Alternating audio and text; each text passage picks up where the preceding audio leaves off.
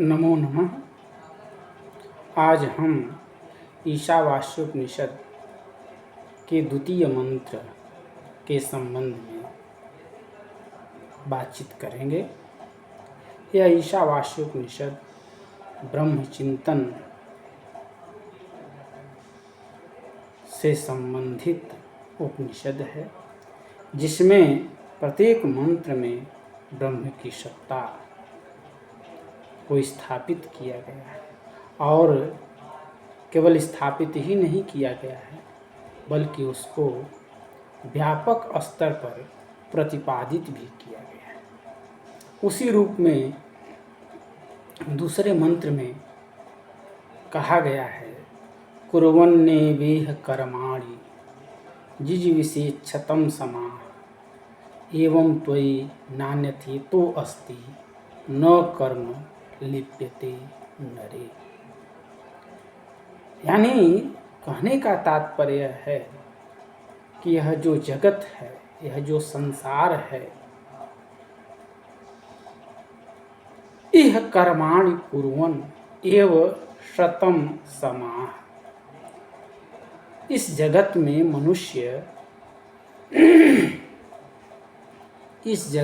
मनुष्य को विहित कर्मों को करते हुए 100 वर्ष तक जीने की इच्छा करनी चाहिए। विहित कर्माणि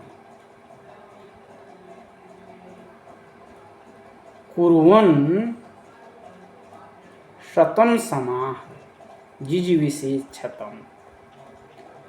यानी जो विहित कर्म है, शास्त्रानुमोदित कर्म है, अशास्त्रीय कर्म नहीं, निषिद्ध कर्म नहीं, जो हमारे द्वारा विहित कर्म प्रतिपादित किया गया है शास्त्रों में, हमारा आचरण व्यवहार, सदाचार, जीवन मूल्य, सबके साथ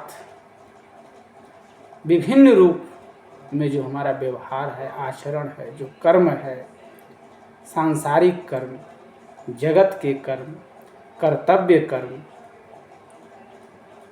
उन कर्मों को करते हुए 100 वर्ष तक जीने की इच्छा करनी चाहिए। क्या कहते हैं? जिजीविषेच्छतं समाः। 100 वर्ष तक जीने की इच्छा रखनी चाहिए।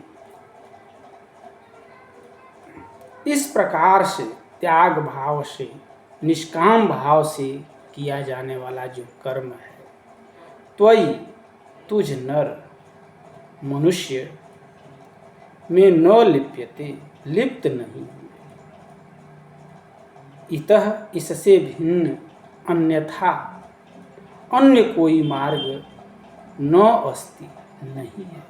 यानी इससे भिन्न कोई ऐसा मार्ग नहीं है जिससे मनुष्य, व्यक्ति, साधक कर्म बंधन से मुक्त हो सके। केवल एक निष्काम कर्म ही है जो मनुष्य को कर्म बंधन से मुक्त करता है। इसलिए उपनिषदकार के द्वारा कहा गया है कि हे मनुष्य, तुम इस जगत में विहित कर्मों को करते हुए, जो कर्म प्रतिपादित हैं,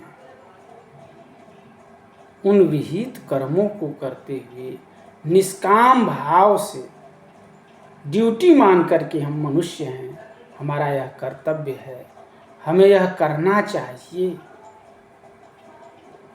इस भाव से, निष्काम भाव से कर्म को करते हुए 100 वर्ष तक जीने की इच्छा करनी चाहिए। मनुष्य की उत्तम आयु 100 वर्ष मानी गई है। हमारे यहाँ 4 आश्रम भी बताए गए हैं, ब्रह्मचर्य आश्रम, गृहस्थ आश्रम, वानप्रस्थ आश्रम और संन्यास आश्रम। इन चारों आश्रमों के लिए 100 वर्ष निर्धारित किया गया है और यह माना गया है कि मनुष्य इन 100 वर्षों में अपने सारे कर्तव्यों को पूर्ण कर सकता है। इससे अधिक आयु मनुष्य को नहीं चाहिए। लेकिन इस आयु में यदि वह सकाम कर्म को करता है तो वह कर्म बंधन में फंस जाएगा। उसका जीवन, जिस लिए मनुष्य का जीवन मिला हुआ है धर्म अर्थ काम मोक्ष के रूप में, उसकी पूर्ति नहीं हो सकेगी।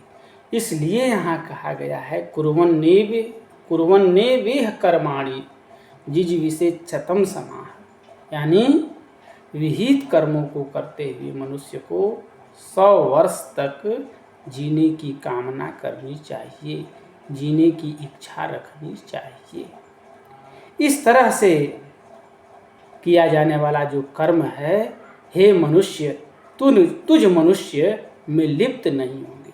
इससे अन्य कोई मार्ग नहीं है जिसके द्वारा मनुष्य कर्म बंधन से मुक्त हो सके, उसका कर्म बंधन से छुटकारा मिल सके। इसलिए यहाँ बताया गया है कि मनुष्य इस संसार में सर्वत्र ईश्वर को शाश्वत मानकर, ईश्वर की सर्वव्यापकता का बोध करके, उसकी सत्ता का आभास करके अपने शास्त्र निर्दिष्ट कर्म को किया करे, यानी वह निष्काम कर्म को करे। उसका भाव, उसका कर्तव्य निष्काम होना चाहिए, कामना नहीं होनी चाहिए। हमारे शास्त्रों में तो माना गया है कि यदि हम सकाम कर्म करते हैं तो उतने समय तक हम वस्तुतः कर्म करते ही नहीं।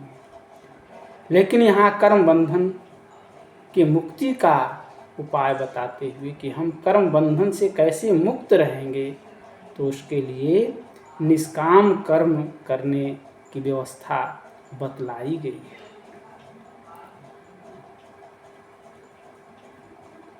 इस संदर्भ में मनुष्य को यह चाहिए कि वह सदा अनासक्त भाव से परमेश्वर के लिए, ईश्वर के लिए कर्म करे। उसका कर्म संपादन ईश्वर के लिए हो, न कि स्वयं के लिए हो। जब वह अपने कर्मों को ईश्वर के प्रति समर्पित कर देगा तो उसका वह कर्म बंधन का कारण नहीं बनेगा। इसलिए स्मृतिकार, मनुस्मृतिकार या उपनिषदकार सभी लोग, श्रीमद् भगवद गीता में भी कहा गया है कि कर्मजम बुद्धियुक्ता ही फल त्यक्त्वा मनीषिणः जन्म बंध विनिर्मुक्ता पदम गच्छन्ति नामयम्, यानी बुद्धि योग से युक्त ज्ञान जन कर्मों से उत्पन्न होने वाले फल को त्याग कर जन्म रूप बंधन से छूट जाते हैं और निर्दोष अमृतमय पद को, अमरत्व को, शाश्वतता को प्राप्त करते हैं। पुनः वहाँ कहा गया है कि तस्माद् सक्तः सततम कार्यम कर्म समाचर असक्तो ह्य आचरण कर्म परमाप्नोति पुरुषः, यानी भगवान श्री कृष्ण श्रीमद् भगवद गीता में कहते हैं, अर्जुन को अनासक्त होकर के वे कर्म करने का उपदेश देते हैं और यह कहते हैं कि असक्त होकर के कर्म करने से मनुष्य परम पद को प्राप्त करता है, शाश्वत हो जाता है, उसका जीवन, उसका चिंतन अमरत्व को प्राप्त कर लेता है। इसलिए मनुष्य को 100 वर्ष का जो जीवन मिला है वह उस जीवन में अनासक्त भाव से विहित कर्मों को करते हुए जीवन जीने की कामना करे। यदि वह अनासक्त होकर के जीवन जीने की कामना नहीं करता है तो वह कर्म बंधन से मुक्त नहीं हो सकता है, वह लिप्त रहता है, संलिप्त रहता है कर्म बंधन में। और जब वह विहित कर्म को अपना कर्तव्य कर्म मान करके, निष्काम कर्म मान करके ईश्वर के प्रति समर्पण का भाव रख करके करता है, ईश्वर के लिए करता है, तो वह कर्म बंधन का कारण नहीं बनता है। यह बात यहाँ ईशावास्योपनिषद के 2 मंत्र में ऋषि के द्वारा प्रतिपादित की गई है। धन्यवाद।